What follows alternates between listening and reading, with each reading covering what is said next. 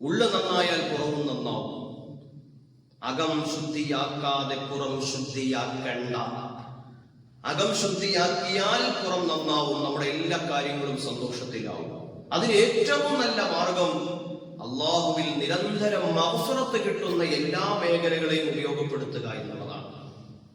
മഹാനായ ഹസൻ ബസ്രി റളിയല്ലാഹു അൻഹുവിനോട് 3 വ്യക്തികൾ വന്ന് 3 ആവശ്യങ്ങൾ ചോദിച്ചു. മഹാനായ ഹസൻ ബസ്രി റളിയല്ലാഹു അൻഹുവിന്റെ മുമ്പിലേക്ക് 3 വ്യക്തികൾ വന്നു. 3 പേരും 3 ആവശ്യങ്ങളാണ് ചോദിച്ചത്. മഹാനായ ഹസൻ ബസ്രി റളിയല്ലാഹു അൻഹുവിനോട് ചോദിച്ചു, തങ്ങളെ, നമ്മുടെ നാട്ടിൽ മഴയില്ല തങ്ങളെ, മഴ കൊണ്ട് ബുദ്ധിമുട്ടുകയാണ്, വല്ലാത്ത വരൾച്ചയിലേക്ക് കൂപ്പുകുത്തുകയാണ് നാടിന്റെ അവസ്ഥ. പരിതാപകരമായ ഈ അവസ്ഥയിൽ നിന്ന് നാടിന് മോചനം കിട്ടണം, ദുആ ചെയ്യണം എന്ന് മഹാനായ ഹസൻ ബസ്രി തങ്ങളോട് ആദ്യത്തെ ആൾ പറഞ്ഞു. രണ്ടാമത്തെ ആൾ പറഞ്ഞത് തന്റെ സന്താനങ്ങളുടെ വിഷയത്തിൽ പരിഭവമാണ്, പരാതിയാണ് പറയുന്നത്. തന്റെ മക്കളുടെ വിഷയത്തിലുള്ള പ്രതിസന്ധികളെ കുറിച്ചാണ് പറയുന്നത്. മൂന്നാമത്തെ ആൾ പറയുന്നത് സാമ്പത്തികമായ നഷ്ടങ്ങളെ കുറിച്ചും സാമ്പത്തികമായ പരാജയങ്ങളെ കുറിച്ചുമാണ് മൂന്നാമത്തെ ആൾ ആ പരാതി പറയുന്നത്. 3 പേരും ഹസൻ ബസ്രി തങ്ങളോട് പറഞ്ഞു, തങ്ങളെ, ഞങ്ങൾക്ക് പരിഹാരം പറഞ്ഞു തരൂ. പരിശുദ്ധമായ ഖുർആനിൽ അതിന് പരിഹാരമുണ്ടോ? പരിശുദ്ധമായ ഖുർആനിൽ അതിന് പരിഹാരമുണ്ടോ? തങ്ങളെ, ഞങ്ങൾക്ക് പരിഹാരം നിർദ്ദേശിച്ചു തരൂ എന്ന് മഹാനായ ഹസൻ ബസ്രി റളിയല്ലാഹു അൻഹുവിനോട് ആവശ്യപ്പെടുമ്പോ അവരോട് ഹസൻ ബസ്രി തങ്ങൾ പരിശുദ്ധമായ ഖുർആനിലെ ഒരായത്താണ് പരിഹാരമായി പറഞ്ഞു കൊടുത്തത്. ഇസ്തഗ്ഫിറൂ റബ്ബക്കും, നിങ്ങൾ അല്ലാഹുവിനോട് നിരന്തരം ഇസ്തിഗ്ഫാർ ചൊല്ലുക. പരിശുദ്ധ ഖുർആനിലെ ആയത്താണ് മഹാനായ ഹസൻ ബസ്രി തങ്ങൾ അവരോട് മറുപടിയായി പറഞ്ഞു കൊടുത്തത്. ഇസ്തഗ്ഫിറൂ റബ്ബക്കും, നിങ്ങൾ അല്ലാഹുവിനോട് നിരന്തരം ഇസ്തിഗ്ഫാർ ചൊല്ലുക. അങ്ങനെ ഇസ്തിഗ്ഫാർ ചൊല്ലിയാൽ ഇന്നഹു കാന ഗഫാറാ, അല്ലാഹു നിങ്ങൾക്ക് തീർച്ചയായും പാപങ്ങൾ പുറത്തു തരുകയും നിങ്ങളെ ശുദ്ധീകരിക്കുകയും ചെയ്യുന്നതാണ്.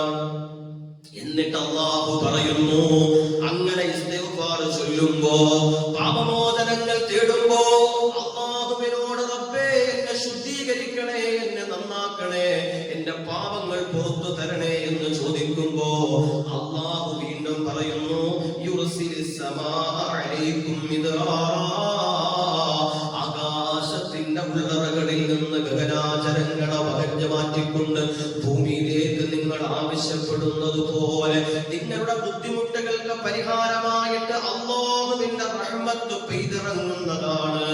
വയുംദിദുകും ബിഅംവാലിൻ വബനീൻ, നിങ്ങളുടെ മക്കളുടെ വിഷയത്തിലും നിങ്ങളുടെ സമ്പത്തിന്റെ വിഷയത്തിലും അല്ലാഹു തആല നന്മ ചെയ്യുന്നതാണ്, ഐശ്വര്യം ചെയ്യുന്നതാണ്, വർദ്ധനവ് ചെയ്യുന്നതാണ്. പോരാ, വയജ്അൽ ലക്കും ജന്നാത്തിൻ വയജ്അൽ ലക്കും അൻഹാറാ, നിങ്ങൾക്ക് സ്വർഗ്ഗത്തിന്റെ വിശാലമായ അനുഗ്രഹങ്ങളും സ്വർഗ്ഗത്തിന്റെ അരുവികളും നിങ്ങൾക്ക് അല്ലാഹു സംവിധാനിക്കുന്നതാണ്.